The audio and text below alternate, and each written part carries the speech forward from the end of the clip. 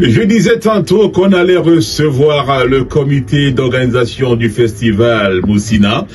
Alors, j'ai donc à mes côtés à l'instant Monsieur Ndoumbe Armel, trop connu sur le nom de Kilamel, c'est son nom d'artiste. Voilà. C'est le président du comité d'organisation. Et tout à côté, il y a Monsieur Kotosilo qui est le coordonnateur général pour revenir sur les temps forts et les coulisses et surtout les défis, sans toutefois oublier les perspectives de ce festival, le festival Moussina, qui était à sa 9e édition. Alors, on va dire, Armel Ndoumbe, bonsoir, bonne arrivée. Merci. Très sympa au studio. Merci beaucoup. Je me sens à l'aise là. Monsieur Kotosilo, bonne arrivée. Merci. Alors, le cadre est familial. Alors, 3 jours d'événements, beaucoup d'énergie, beaucoup de monde. Quelques jours après, quel est votre sentiment à chaud? Soulagement, fierté ou alors fatigue? Je dirais les 3 à la fois. Soulagement parce que c'est désormais derrière nous. Oui. Fierté parce que ce qu'on a accompli était largement au-delà de nos attentes. Et perspective, oui, parce qu'on est toujours dans la projection. À peine c'est fini, c'est déjà en train de recommencer. Et là, on a plein de coups de fil qui nous viennent vraiment de partout. Des gens qui nous remplissent la boîte à suggestions avec beaucoup de bienveillance parce qu'ils sont arrivés, ils ont vu l'immense potentiel de l'île. Ils ont du moins capté un peu la direction que nous prenons. Et il y a beaucoup. Juste avant d'arriver ici, il y a un aîné qui vit sous d'autres cieux, qui à peine arrivé à tenir à ce qu'on ait une conversation pour déjà 2027, parce que lui il se projette déjà 2027, lui, ce qu'on devrait pouvoir améliorer, ce qu'on pourrait rajouter ou retirer, etc. Donc on repart vraiment de là avec ces 3 points à l'esprit, c'est-à-dire on est satisfait, on est soulagé et on se projette. Alors, l'affiche qui a fait le tour des réseaux sociaux pour annoncer l'événement avait un produit d'appel, un grand produit d'appel qui était un plateau composé du grand Étienne Mbappé et du très très grand Toto Guillaume. C'était voulu ou alors d'où vient l'idée de mettre ces 2 géants de la musique camerounaise sur un même plateau? Alors, d'où vient l'idée? Vous savez, dans la culture, il y a quelque chose d'impressionnant, ce sont les périodes de course. Les périodes de course quand elles sont grandes. Pour moi, la période de course représente la grandeur même. Parce que, et cette idée de grandeur, j'essaie là je parle à mon nom propre, j'essaie de l'appliquer dans tout ce que je fais. Et je me dis, si nos ancêtres ont pensé à tailler de grands arbres comme ça, de couper de grands arbres, les tailler et ressortir d'aussi grandes pirogues, ça veut dire qu'en nous portons l'idée selon laquelle de grandes choses sont réalisables dans toutes les générations.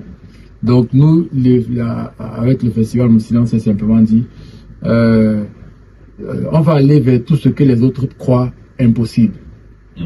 Quand les autres pensent que c'est pas possible de réaliser, ou alors c'est pas possible à réaliser, c'est là où nous, on arrive à trouver le carburant pour y arriver. Donc Étienne Mbappé, ça fait 2 ans et demi qu'on a entrepris les démarches. Ça a pris le temps que ça a pris. Les gens qui sont arrivés au conseil se disent que ça s'est le faire un matin comme ça. On a pris le téléphone, on l'a appelé, il est venu. Non. Vous l'avez dit, grand, très grand. Et on ne secoue pas les grands comme ça. Il faut savoir comment les manager. Oui. Il faut satisfaire à certaines exigences dues à leur rang. Et comme de véritables fourmis, on s'est attelé à monter ce chantier-là et on est arrivé au résultat que tout le monde a vu. Toto Guillaume, lui, j'ai envie de dire que c'est déjà un peu un habitué du festival. Il en est d'ailleurs le directeur artistique. Et c'est vrai qu'il y a de l'ego entre les artistes, mais entre les deux là, il n'y a pas eu de ça à un seul instant. Et voilà, ça a été fluide, que ce soit au niveau humain, au niveau artistique. La preuve, quand Toto Guillaume monte sur scène, il demande à son frère cadet Étienne de l'accompagner sur les 2 premiers morceaux, Banana et Françoise. À la basse, il y avait Étienne Mbappé, à la guitare, limite Toto Guillaume et au chant également. Voilà, ça c'est de l'inédit. Alors, ma question s'adresse à monsieur Kotosilo. Bon, pour ceux qui nous écoutent et qui ne connaissent pas la localisation de Diebalem, on rappelle que c'est une île une île de Douala, Tout à fait. notamment à Douala 4e. Exactement. Et on sait que l'île, pour aller vers l'île, c'est soit la pirogue, soit un bateau, soit... bref. J'ai failli dire soit la pirogue, soit la pirogue. Soit la pirogue. Alors, toi qui es le coordonnateur général de ce festival, est-ce que ça a été facile de mobiliser tout ce matériel et tout ce monde pour que le festival ait l'écho que nous on a ressenti, nous qui n'étions pas là?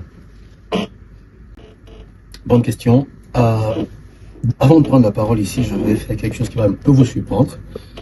J'ai envie de rendre hommage à quelqu'un.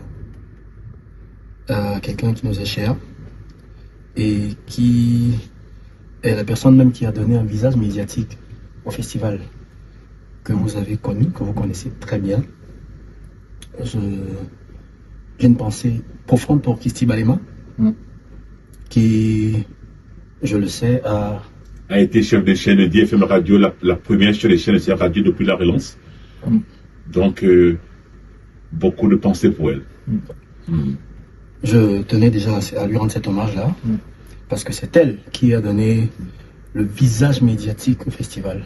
Le festival est parti d'un petit rêve, de rien du tout, et qui ne cesse de grandir, pour dire que ça n'a pas été facile, ça n'a jamais été facile. N'oublions pas, on venait de le souligner, le festival pour arriver à Guébalès, c'est soit la nage, oui effectivement, ouais, soit la nage, soit la pirogue. Mais là, pour la nage, il faut avoir les muscles. Voilà, il faut avoir les muscles. Voilà, donc il y a déjà ce défi-là. Le premier défi, c'est d'arriver à convaincre les festivaliers qui, pour la plupart, sont Sur la partie continentale. Voilà, sur la partie continentale, voilà. Hein, de ce que, non, l'accès à Guébalais est aisé. C'est pas tout le monde qui prend la pirogue. Je vois mon frère, mon petit frère François Aubert, qui me regarde d'un air très, très, très sérieux. Et c'est des visages comme ça, c'est des regards comme ça, que nous, on cherche à dompter. Il faut déjà dompter la peur de l'eau. C'est le premier défi. Et jusqu'ici, on peut dire, avec ce qui vient de se passer, qu'on réussit plutôt bien. Il se compte désormais par milliers les gens qui sont retrouvés dans une pirogue pour la première fois, sur le lit d'un fleuve pour la première fois. Quoi? Parce qu'ils allaient au festival Moussina. Désormais par milliers qu'ils se comptent. J'ai envie d'ajouter et de nuit. Et de nuit, oui. Et de nuit. Oui, Et de nuit. Ah, Et de nuit. Cette année, on a eu... avec tous les mythes qu'il y a autour. Voilà. On a eu le plus grand nombre de voyages de nuit. Traversées de nuit, on n'en a jamais eu autant. Alors, la question que j'ai envie de poser, c'est que cette 9e édition a donné l'impression que le Festival Moussina était à sa première édition, parce qu'il y a eu plus d'écho, il y a eu plus de mobilisation, peut-être médiatique, c'est pas, ou bien parce qu'aujourd'hui, le digital nous aide. C'est le lieu pour nous de dire, aussi bizarre que ça puisse paraître, c'est l'année où on pense avoir raté le coup médiatique que les observateurs nous disent qu'on a réussi. Nous, on croit qu'on a raté, qu'on pouvait nettement mieux faire, et les gens nous disent qu'on a réussi. La réalité, c'est que nos supports visuels n'ont jamais autant circulé. Et là, c'est ce que je dis. Les supports visuels ont tellement circulé. Pourtant, peut-être par souci d'exigence, comme on disait au début, on a une vision, on a une idée de là où on veut aller. Et peut-être que nous, on a été trop dur envers nous-mêmes, on n'a pas réalisé qu'en fait, nous voulons tellement mettre la barre à un niveau qu'on ne se rend pas compte qu'elle est déjà quand même à un niveau acceptable. Oui. Donc nos visuels, ils ont tellement tourné. Nous qui sommes administrateurs de nos pages et des réseaux, on a accès aux données et on voit comment tout explose. Voilà. Alors, le festival, c'est vrai, sur l'affiche, on avait Toto Guillaume, on avait Etienne Mbappé, mais est-ce que le festival, c'est seulement la musique? Quelles sont les autres articulations de ce festival et comment ces articulations sont comportées durant tout le festival? Alors, c'est vrai que dans le festival, il y a fête. Mais Moussina, ce n'est pas seulement une fête. Moussina, c'est un rendez-vous. C'est un rendez-vous avec l'identité. C'est un rendez-vous avec l'histoire, avec la mémoire.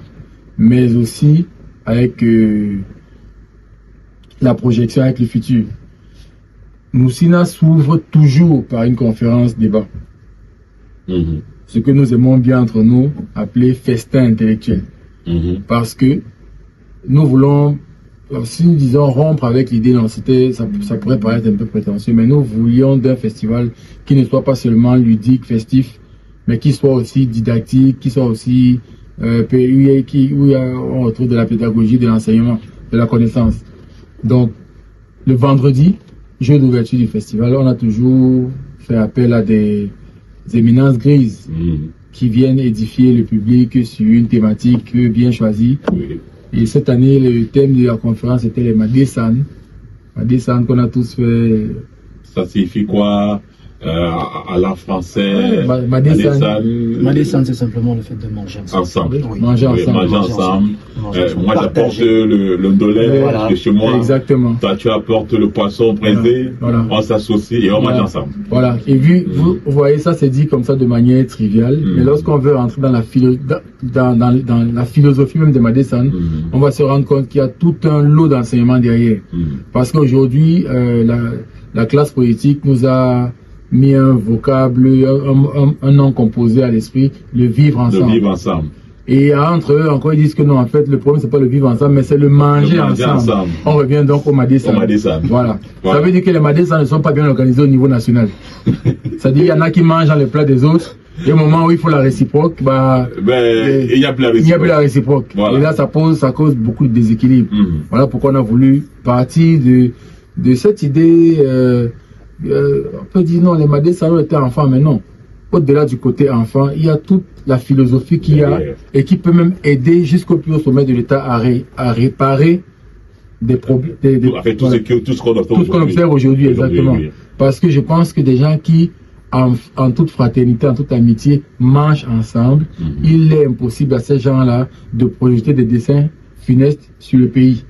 Si des gens ont des intentions malveillantes... Ça, c'est bien dit ça. Voilà. On peut manger ensemble et... mutamment, voilà. on commence à passer autrement. Voilà, c'est ça. Donc, au-delà du simple fait de manger, il y a tout le côté de construction sociétale.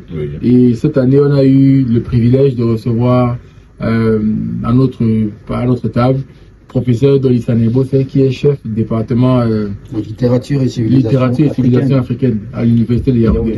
Que nous saluons et que nous remercions profondément.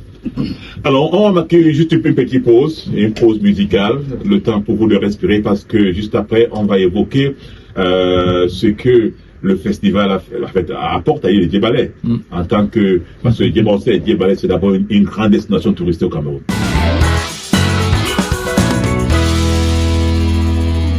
Oui. Les cargos qui avaient préparé la bonne nourriture de l'île, les festivaliers, ils ont tout mangé. Effectivement. Voilà, le vin de palme, le taux. Alors, en dehors de la nourriture, qu'est-ce que Djébalé vend? Qu'est-ce que Djébalé vend? Djébalé vend son récit. Oui. Ce récit-là, les gens achètent.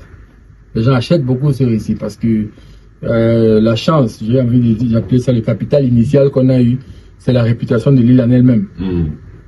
C'est une île, c'est un coin, on l'a trouvé mythique et mystique. Vous parlez comme voilà. Mythique et mystique. Voilà. Ça c'est le capital initial de l'île. Et ce que nous on a fait, c'est d'essayer de rendre le discours digeste pour nos festivaliers qui sont très friands de ce récit-là. Je vais insister là-dessus.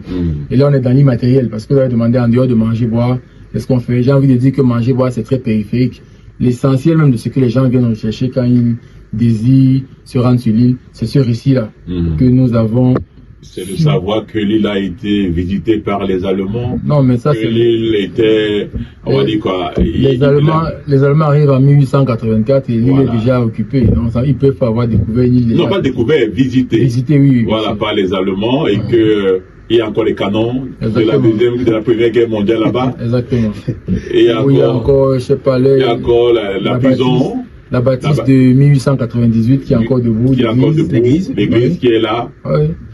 Qui a encore l'école de 1933 qui a été construite bien avant beaucoup d'écoles sur la partie continentale et qui a vu passer des sommités de ce pays que nous pouvons citer, je sais pas, Le père l'artiste Ekabé Briand. Voilà. L'artiste Ekabé Briand. Ekabé Briand, oui. Qui a été élève de cette école. Oui, le ministre William Tekimouma, oui. L'ancien délégué du gouvernement pour Boris Doumbé, Joseph. Et aussi, l'un des derniers Mohicans de cette génération-là, le grand-père de Kylian Mbappé. Ah, qui est toujours vivant. Philippe Mbappé, oui. Qui est toujours vivant. Voilà. Ok. Alors. Non, en toute transparence, c'est pas fini. Je vais parler du volet économique. Il n'y avait pas que manger et boire. Il faut on est toujours dedans. Si on vous pose la question, comme ça au pif, le chiffre d'affaires du Festival Moussina. Alors, non, quand tu parles de chiffre d'affaires, c'est comme si on était une entreprise qui... Non, c'est pas ça l'idée. Qu'est-ce que ça vous a rapporté? Si je veux être totalement honnête avec toi, je vais te dire que monsieur le coordonnateur qui est à ma droite et moi-même qui suis en train de te parler à l'instant, ça nous rapporte quoi? Ça nous rapporte rien du tout à nous. En termes de finances. En termes de finances. Voilà. Alors, et justement, c'est un événement qui prend de l'ampleur. Est-ce que les sponsors vous accompagnent? Est-ce que les sponsors les a priorisent de dire ok, on va aller? Là, tu me fais une parole, je sais pas si oui, avant que le président n'intervienne là-dessus, c'est le lieu pour moi de saluer nos partenaires institutionnels, la mairie de la ville, la mairie de la 4e, qui cette année, la mairie de la 4e, cette année a énormément bossé. Oui. Énormément bossé sur le festival. Elle s'est carrément approprié le festival. Ouais. Je me rappelle, il y a quoi, 3 ans, 4 ans, quand on était dans le bureau du maire, et qu'il nous disait, il compte faire du festival Moussina le rendez-vous culturel le plus couru de la ville de Douala. Et je pense que ça rapproche. On se rapproche de plus en plus. Oui. Avec son accompagnement. Pourquoi pas un événement d'utilité publique? C'est ça l'objectif. C'est ça l'objectif. Je pense que même la fois où nous avons eu le privilège de nous entretenir avec le super maire, comme on l'appelle, le maire de la ville, cela lui a été clairement signifié. C'est-à-dire l'objectif, c'est de faire de cette petite île vraiment un coin où tout le monde a envie d'aller. Et je pense, pour ceux qui savent lire entre les lignes et traduire les signaux, il y a des plaques déjà île de Djebale au rond-point, au niveau du rond-point, au niveau de Bolansama. Ça veut dire que la ville, ce qu'on ne voyait pas avant, ça veut dire que la ville prend conscience que quelque chose est en train de se passer de ce côté-là, et il faut être dans l'esprit du temps. Voilà. Ok, et là, on revient sur les sponsors. Est-ce qu'ils ont répondu présent? Est-ce que vous avez sollicité? Et qu'est-ce qui n'a pas marché? Pourquoi ça pointe encore? On va pas être de mauvaise foi. Depuis le début du festival, depuis le début de l'aventure Moussina, il est arrivé qu'on ait des sponsors. Cette année, chose très curieuse, et je me réjouis que vous l'ayez vous-même souligné, l'édition qui a fait le plus de bruit n'a pas eu de sponsor. Est paradoxalement celle qui a eu le moins de sponsors. Ça, c'est... J'avoue que j'essaie de comprendre cette équation, mais je n'y suis pas parvenu pour le moment. Mais des sponsors des années précédentes, on en a eu. Je sais qu'on en aura de bien de gros. Mais pour cette édition précisément, je ne sais pas si c'était parce que c'est la 9e et que si on veut entrer dans des choses un peu compliquées, 9, c'est au 9e mois que la femme doit accoucher, c'est difficile. Bon, là, c'est un beau bébé. Là, voilà. On va dire quoi? Là, c'est le côté mystique. Voilà. Quand il y a des 9 là, c'est compliqué. Voilà. Quand il n'y a pas déjà de 9.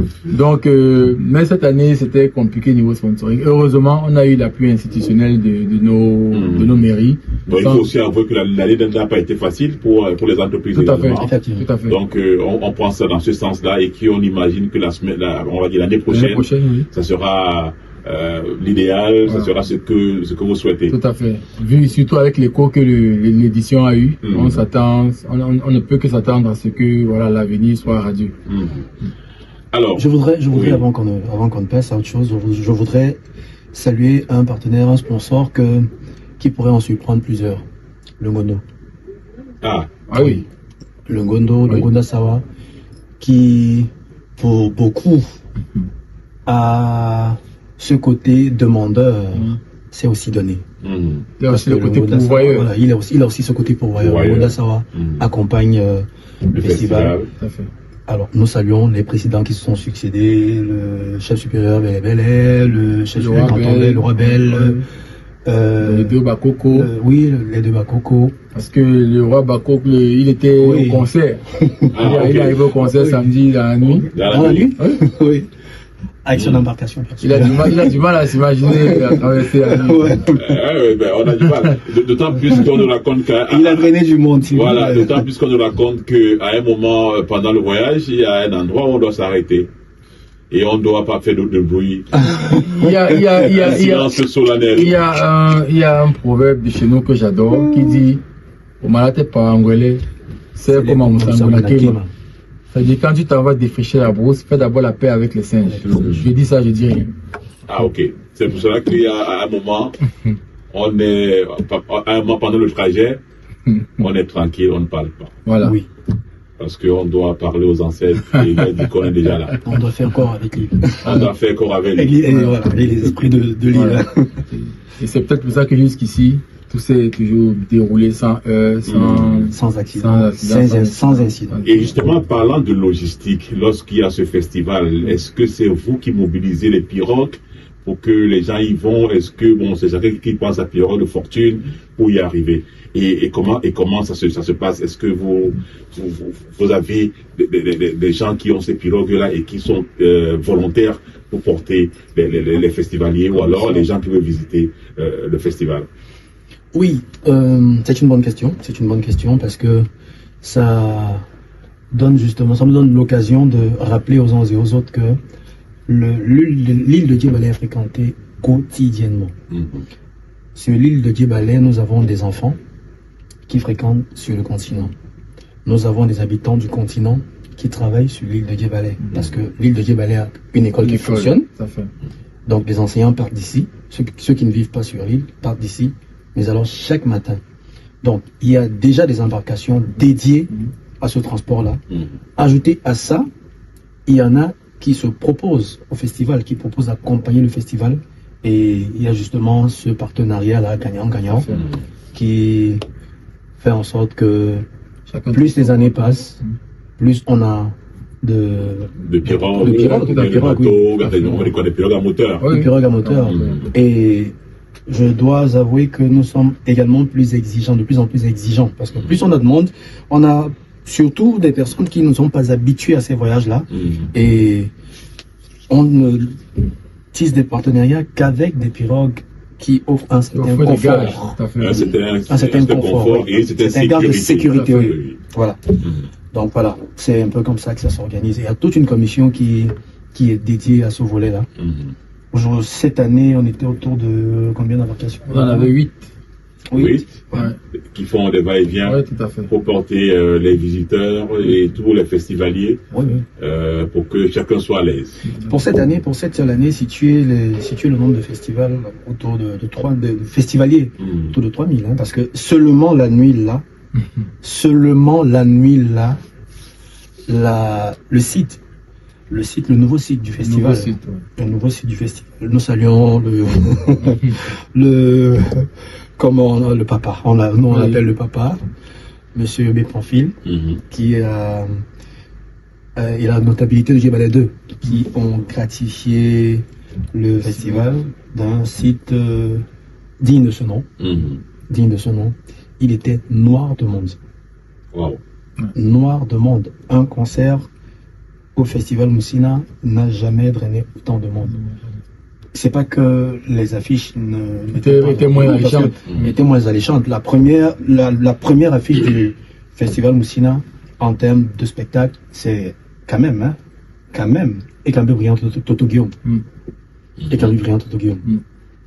Ce qui n'est pas rien. Nous avons eu les Princes Dédié Yango, Sergio Polo, Bendeka, Loco l'année dernière.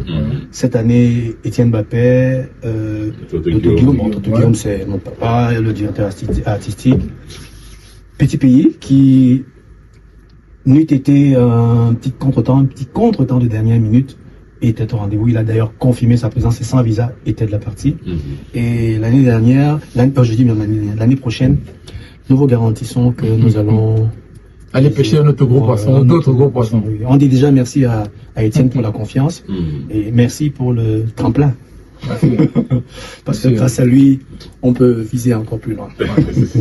Oui, là c'était un gros morceau qu'on est parti pêcher. Et c'est Mbappé. Et on va dire quoi, ça a drainé beaucoup de monde. Ça a drainé beaucoup de monde. Ça, il faut l'avouer. Donc les perspectives, c'est viser gros maintenant. Plus gros. Plus gros. Bon, c'est pas déjà moins gros. Etienne Mbappé, c'est quand même, c'est du costaud. En fait, je pense qu'on s'est installé dans un standard. Sans indiscrétion, Etienne disait hier qu'il a même, vous ne pouvez plus vous permettre de redescendre. Voilà. Ok. Et bon, on va passer à autre chose parce qu'on sait que Kilamel, il est le président du comité d'organisation du Festival Moussina, mais il a une autre casquette, c'est un artiste. Donc, là, ce n'est plus Monsieur Ndombé Armel qui a parlé, là c'est maintenant Kilamel, mais qui a une chanson, qui a un album déjà, ou bien un single. Si tu veux parler de ce qu'on vient de sortir, il y a un dernier EP qui est sorti il y a quelques mois. Et en termes d'album, j'en ai 2. Vert jaune dans le noir, le premier, Kovanova le deuxième. En termes d'EP, j'en ai 2 également. Game Kova et le tout dernier Ndombé. Et je ne sais pas ce que la régie nous prépare. Après avoir écouté, je dirais dans lequel de ces projets le titre est extrait. Ok, on va marquer une pause et on verra ce qu'on peut proposer à nos auditeurs.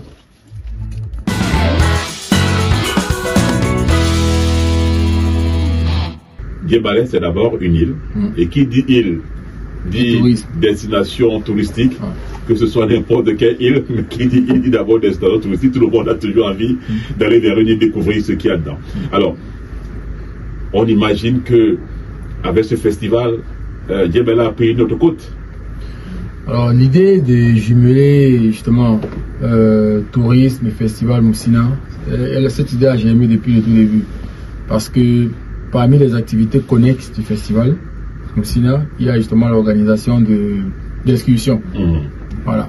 Donc tout au long de l'année, nous organisons des excursions avec notre agence à nous, en partenariat avec d'autres multiples agences qui nous contactent, qui ont leur clientèle et qui se joignent à nous pour la satisfaction de celle-ci. Et on a par exemple c'est notre principale agence partenaire. À elle seule compte à ce jour 3000 depuis décembre dernier, on atteint le 3000e. 3000 visiteurs rien qu'avec cette agence-là.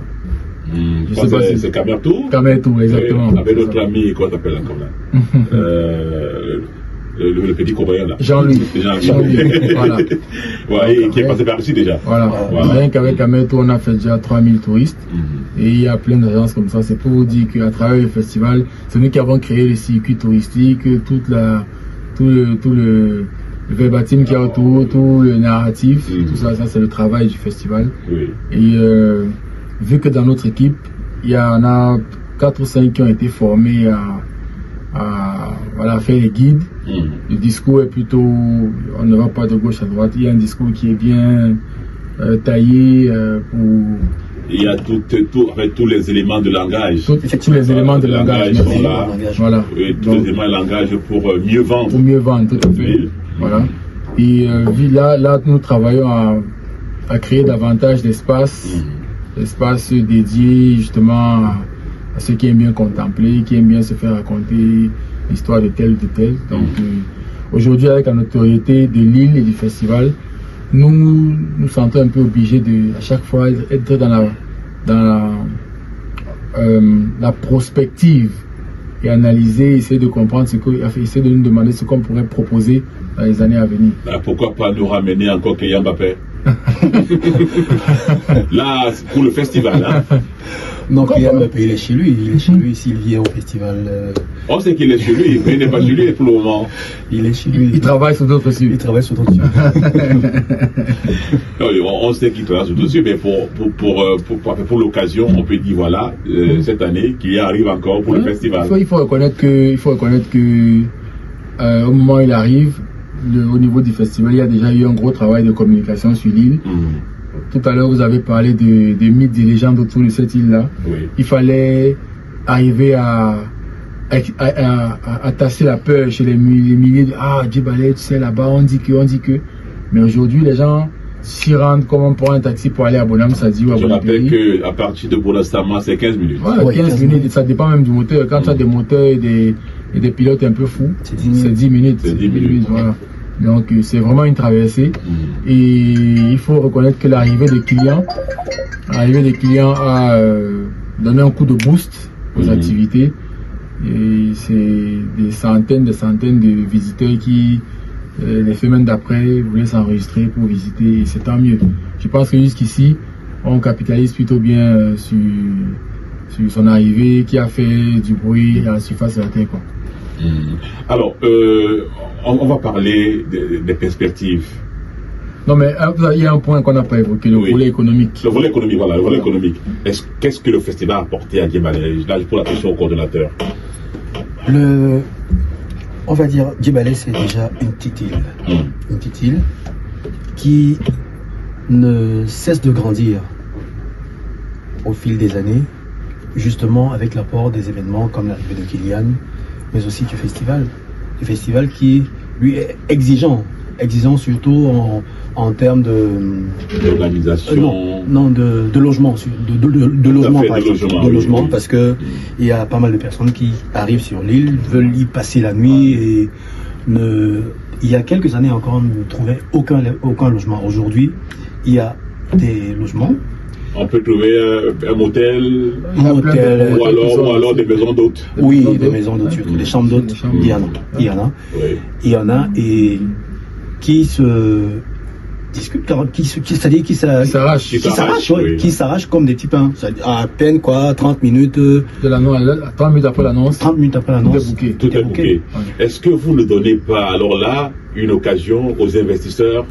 Les investisseurs, justement, comme il a dit, il y a 3-4 ans, j'anticipe la question, il y a 3-4 ans, ils se disaient, bon, est-ce que, mais là, avec l'effervescence qui va autour du festival, c'est eux-mêmes maintenant qui nous disent, s'il vous plaît, j'ai un chantier, est-ce que je rajoute 2 chambres, 3 chambres, voilà. Comme cette année-là, pour répondre avec plus de précision. Alors, là, je parle des gros investisseurs qui sont capables de construire tout un hôtel, ou alors des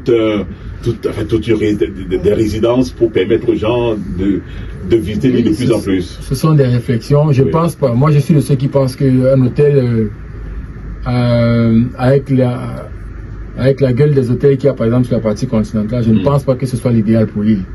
Je pense qu'on devrait aller sur des constructions qui épousent l'écosystème. Voilà. Je parle de ça, ces petites maisons-là où on va accueillir les gens, on va dire une centaine, pourquoi pas. Oui. Des écologes et tout, c'est possible. Alors pour répondre concrètement à la question économique, là, par rapport à ce week-end du festival, si je vous dis que sur toute l'étendue de l'île de Djebale, toutes les boissons sont finies. Tous les plats sont finis. Toutes les bouteilles d'eau sont finies. Et Cyrilo, ils sont riches. Quand je dis tout, c'est sans hyperbole, c'est vraiment tout. Tout est fini.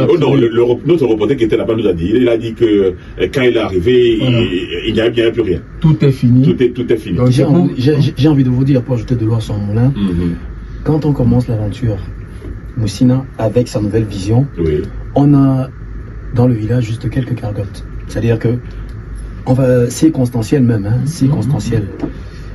On était un peu frileux, est-ce que ça va passer, est-ce que... Et là aujourd'hui, c'est pratiquement toute l'île qui devient des gargotes. Ok, alors on va marquer juste une petite pause pub et on se passe juste après.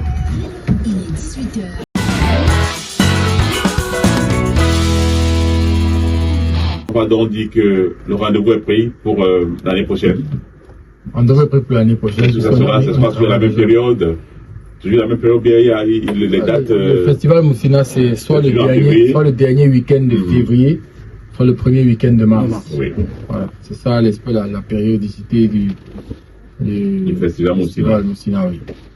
Ok, merci beaucoup à vous, messieurs, d'être passés par ici. C'est nous qui remercions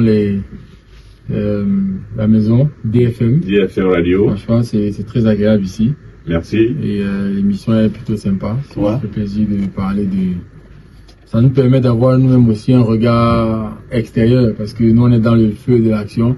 On ne réalise pas ce qu'on renvoie aux autres et aux écoutants, on a l'impression qu'on a rendu une copie plutôt propre.